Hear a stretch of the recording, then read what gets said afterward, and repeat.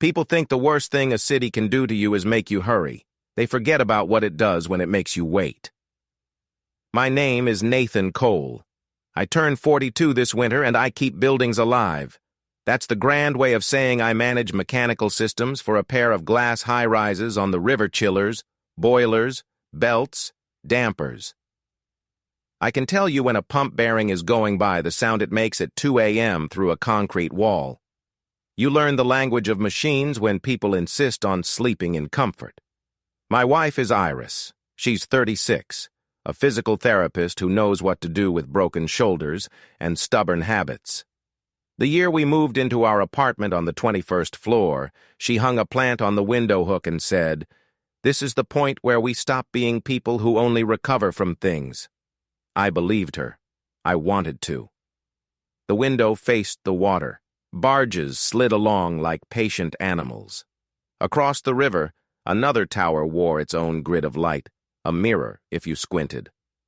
Iris would watch the view at night like it was a movie with no plot, just a tone, as she calls it. We were good, in the way couples who have learned how to stack small kindnesses are good. There are receipts for that kind of goodness, a grocery list in both our hands, a coat draped on the chair she always picks, the smell of lemon from a rag I actually rinsed. The story I'm telling you didn't open with a bang. It opened with a note on the fridge in Iris's writing, "Pool, late lane slot, back by 10. She had added a smiley face that looked like it was trying too hard. I didn't know that night that the pool schedule had changed, that the facility closed at 9 for deep clean. I didn't know that late lane meant city employees had started renting it to private groups after hours. I didn't know a lot of things. I just knew she came back at 10:20 with damp hair and a light in her face like a lamp under a sheet. She smelled like hotel soap and something warmer. She kissed me like a party favor you hand out at the door. "Good swim?" I asked. "Quiet," she said, her favorite compliment for a room. The draft under our door had a sound by the third week. Not wind timing. Iris's phone pinged at odd hours. I saw a preview once because I was holding the kettle, and my eyes have the stupid habit of catching what they shouldn't, still awake. AA could be Alicia from her cohort, or Attila the trainer, or any number of friendly letters. People share initials. Suspicion makes them specific. I let it go because letting go is cheaper than asking. That's not wisdom. It's accounting. The cameras outside our unit building security, not my own, are not supposed to be personal.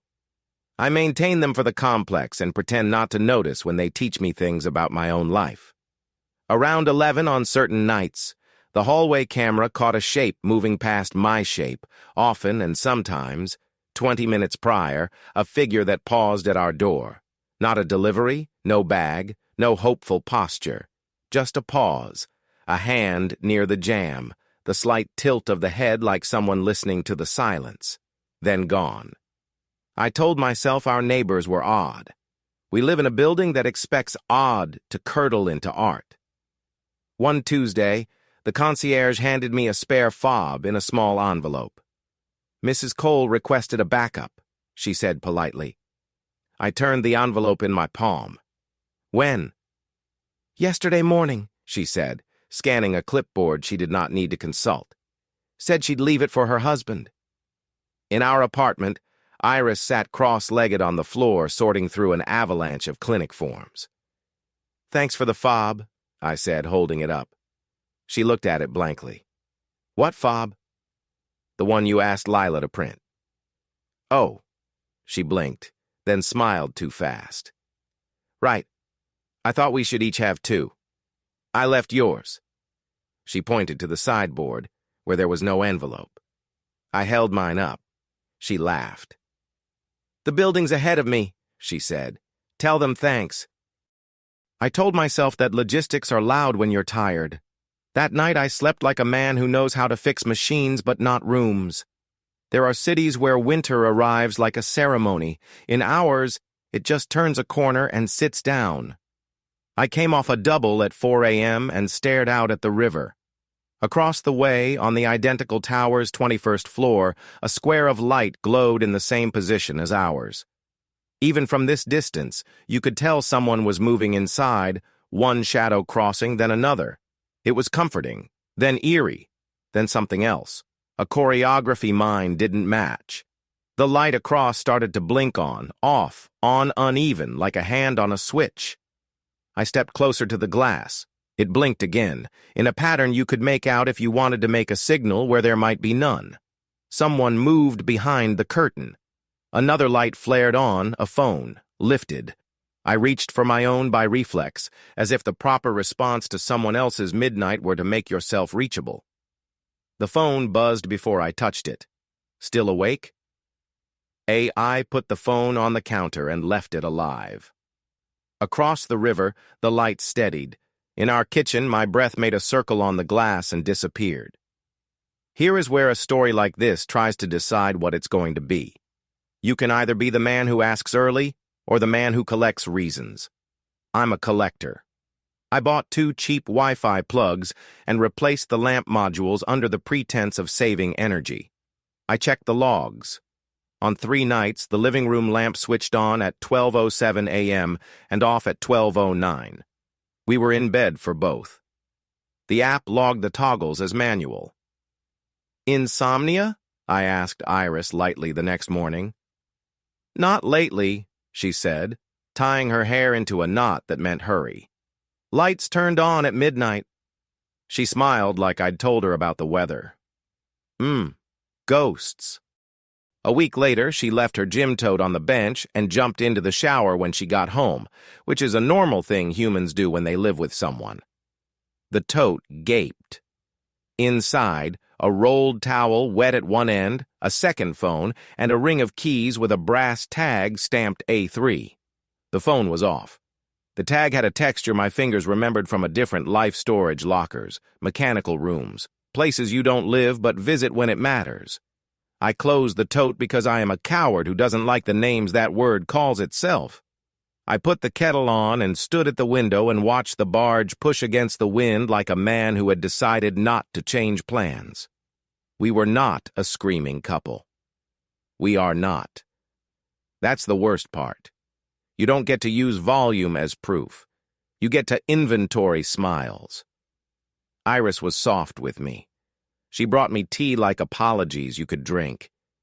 She did a conscious thing with her eyes square to mine, steady whenever I asked ordinary questions, as if she knew that if she broke eye contact, something brittle nearby would take it personally. I tried to meet softness with the best version of steady I could borrow. I think I'm losing the plot, I told my brother on the phone, in the corner where Iris never stands. Then change the book, he said. He has 2 kids and a toolbox of answers. What if she's writing another book somewhere else? Ask her. Do you know what it's like to be wrong about that? I said. I know what it's like to be late, he said gently. Late hurts most. The pool schedule changed again, posted on the public site, I checked. The facility now rented lanes from 10 to midnight for therapeutic groups. Iris's note the next night. Pool late lane back by 12:30. I drove by. The parking lot held 4 cars, one of them a black hatchback I had seen in the hallway camera and in my head since. I did not go in. I waited across the street like a kid expelled from a class he didn't sign up for. She came out at 12:22 with a woman in a green coat. They hugged like relatives who don't want to return to their separate airports. The woman handed Iris a small flat parcel. Iris slid it into her tote. A man in a cap sat behind the wheel of the hatchback. He didn't get out. He didn't look at them. He drove. They both watched the car go and stood in the cold with their breath turning them into myth for a minute. I went home and lay awake. Across the river, the twin window lit up, went dark, lit again. A week later, I found the locker.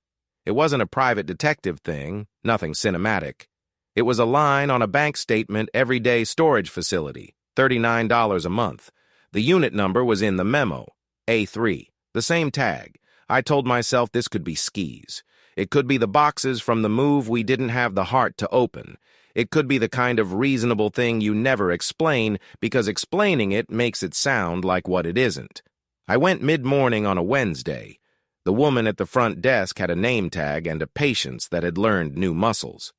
"Tag?" she asked. I held it up. "Down the left," she said.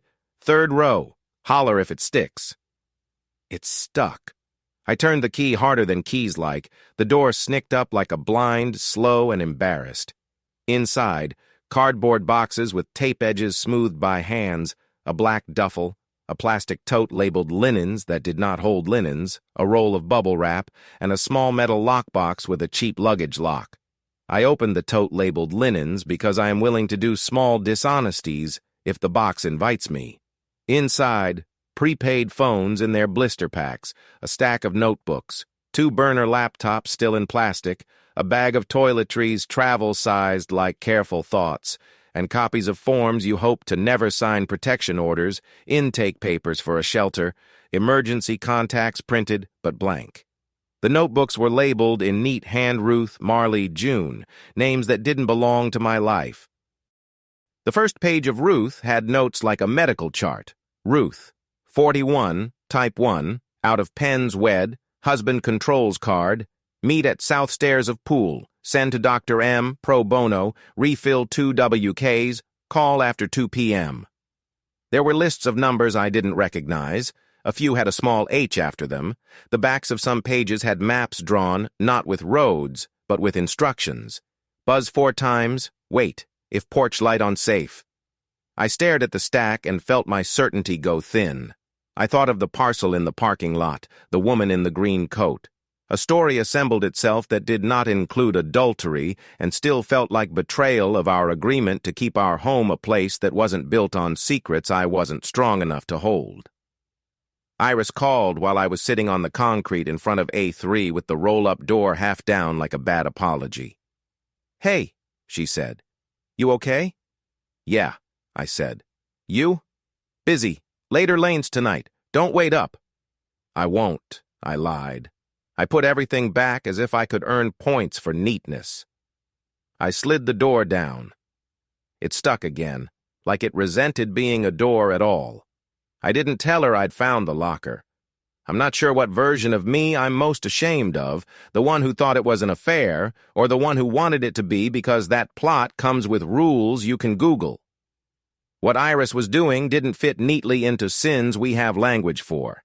It felt like a parallel life, adjacent and purposeful, that had been built carefully because ours had run out of space for something she couldn't stop trying to save. I started seeing the man in the cap everywhere after that, because I was looking, or because he wanted to be seen.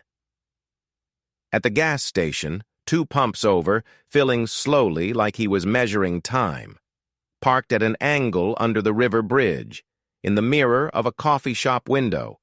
It could have been 3 different men who believed in the same hat, or one. He never approached me. I approached him once, in a hard corner of the parking garage where things echo. "Can I help you?" I asked, the way men pretend to be reasonable before they aren't. He looked at me like a teacher recognizing a pattern. "We're helping who needs it," he said. "Try not to get in the way." "Who's we?" "People with Wednesday nights. Why are you at my building? So she can go home without staying gone." He got in his car. He had the hands of a person who moves boxes without complaining about it. I stood there with both of mine open like I was about to catch something I didn't want to. "You should know this. I told no one. Not my brother, not the concierge, not the one old friend who knows where my edges are and respects them. I kept a secret I didn't understand because I thought understanding was a prerequisite to kindness. It isn't. All it requires is that you stop acting like control is the same as love." In December, the air turned into a report. The river looked honest. Across in the mirror tower, the window on 21 kept up its blinking. I had my explanation finally. The reflection of my own lamp against the glass, echoing the way water echoes sound. That should have been the end of the theory, but I had already fed it too long for it to stop eating just because I told it to. We were quiet in our apartment, the kind of quiet that feels like deep water. Iris worked. I worked. She came home with clinic stories that landed between us like small, practical birds. She slept hard and late. I lay awake and listened to the machines I couldn't fix from here. On a Sunday morning, I made pancakes because it seemed like the kind of choice that might tilt a day toward grace. Iris came out with sleep on her face and kissed me for real, not like a receipt. "I have to talk to you," she said, and we both laughed at the ritual of that sentence. It was not a good laugh. "I found the locker," I said before she could get her version out. She stilled. The laughter went away like a window shade. "How much did you take?" she asked. "Nothing," I said, "except the story I was building with the wrong parts." She sat. She put her hands flat on the table. "If you knew sooner," she said carefully, "would it have made it easier?" "If I knew sooner," I said, "I would have asked you too soon to stop." She looked out at the water like it was a colleague. "I thought I could keep this parallel," she said. "I thought I could be married to you and useful to people who never get to be only one thing." "You could have told me." "I tried," she said. "Every time I said late lane, I was saying, I'm different on Wednesdays, and I need you not to tell me to be only yours." "Is that what I do?" "Sometimes," she said gently. "In your head, more than your mouth." We ate pancakes. I was careful with the syrup like it mattered. That afternoon, my brother texted to say the big game was boring and this is where late-season sports are frauds, and did I want to pretend to care on his couch. I said maybe. Iris said she'd go to the pool and come right back. We were people behaving like people you'd invite to things. At 5:52 p.m., the hallway camera showed the man in the cap waiting at our door. He didn't knock. He stood a spin's length away, hands in pockets. He looked at the peephole. He stepped aside. Iris opened. He said something short. She grabbed her tote. She didn't take her phone. She left the door unlocked behind her as if we were still us, and locks were sentimental. I watched it in the app and learned nothing new except what my body does when it remembers running. I took the stairs down because elevators are cowards. In the lobby, Lila looked up like she knew she was supposed to look up. "Everything okay?" she asked, because there are scripts for doors left open. "Have you seen Iris?" "Minutes ago," she said. "She said to tell you—" Lila paused, reading the post-it of her own memory. "To tell you not to fix it before you know what it is." "Okay," I said, a word that serves too many purposes. I drove without a map. The pool lot was empty. The river lot under the bridge had 2 cars, mine and his. He sat in the driver's seat staring straight ahead. I knocked on his window a polite amount, then less politely. He rolled it down an inch. "Where is she?" "Busy," he said. "She'll be safer if you keep up the part where you don't do this." "What part?" "The part where you let her make choices you don't narrate." "I'm her husband," I said, which sounded like paperwork, and maybe I needed it to. He shrugged. "That's one of her names." I don't remember what I said next. I remember hitting the glass with my open palm twice, loud, not hard enough to break anything but louder than a man in a lot near water should be. He rolled the window up. I stood there and listened to my breath do the dumb animal thing where it tries to leave your body by the wrong exits. When I got home, our door was still unlocked. The plant on the window hook pointed at the water like it was listening. On the counter, there was a note in Iris's hand. "If you open A3, leave the blue bin. Do not read June."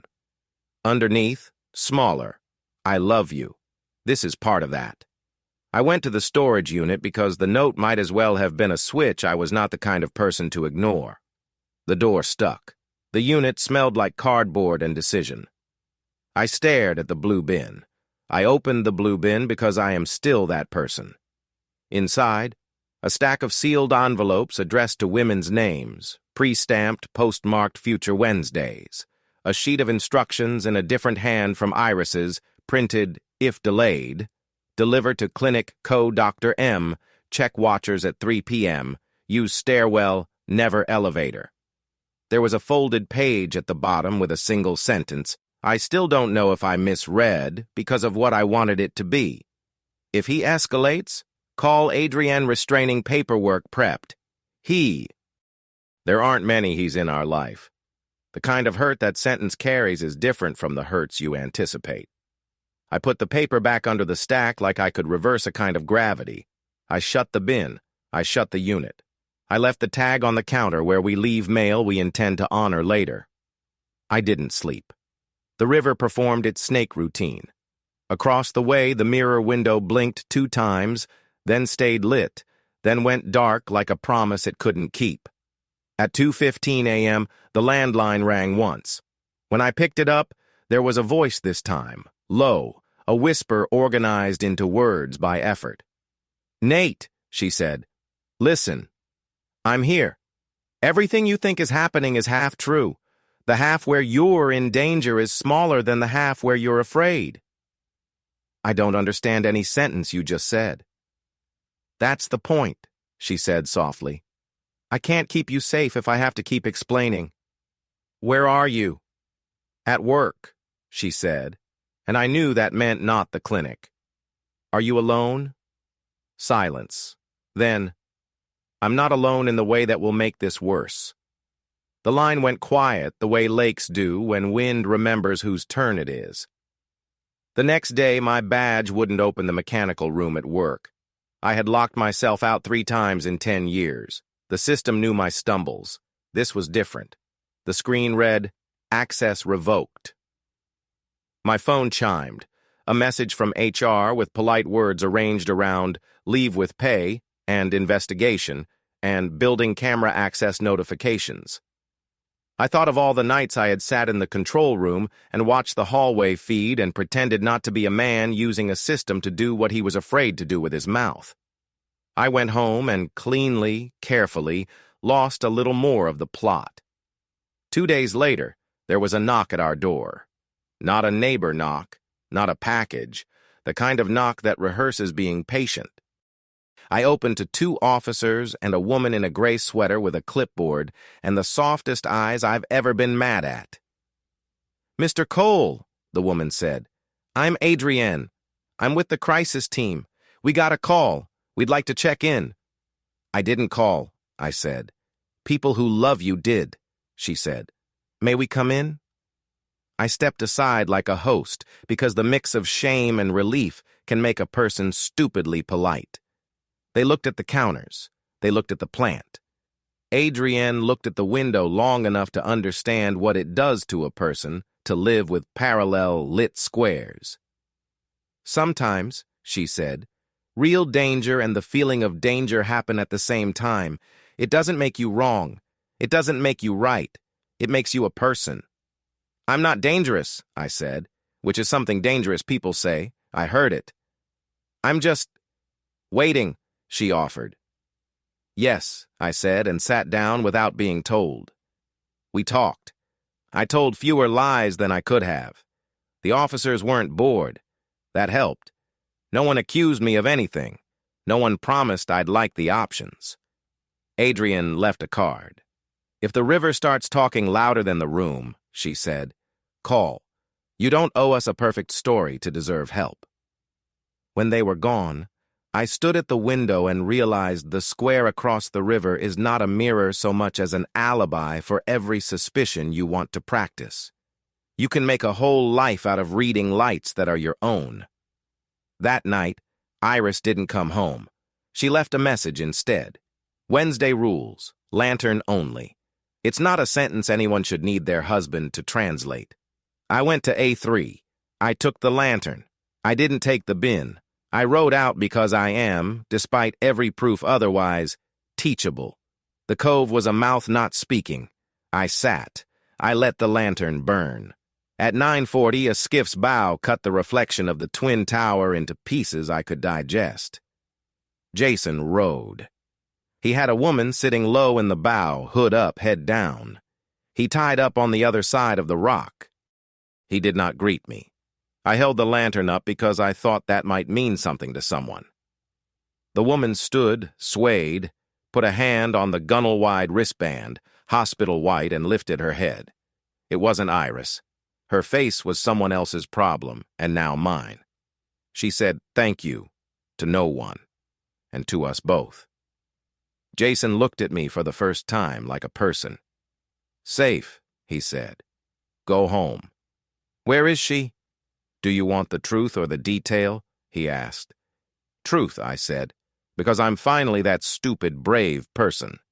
"She's not coming until you stop counting the parts," he said. He untied.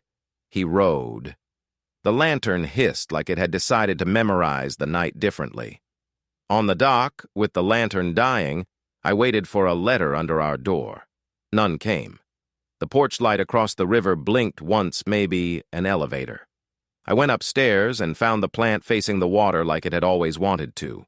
On the counter, next to Adrian's card, a key sat on a piece of paper with 3 words in Iris's hand.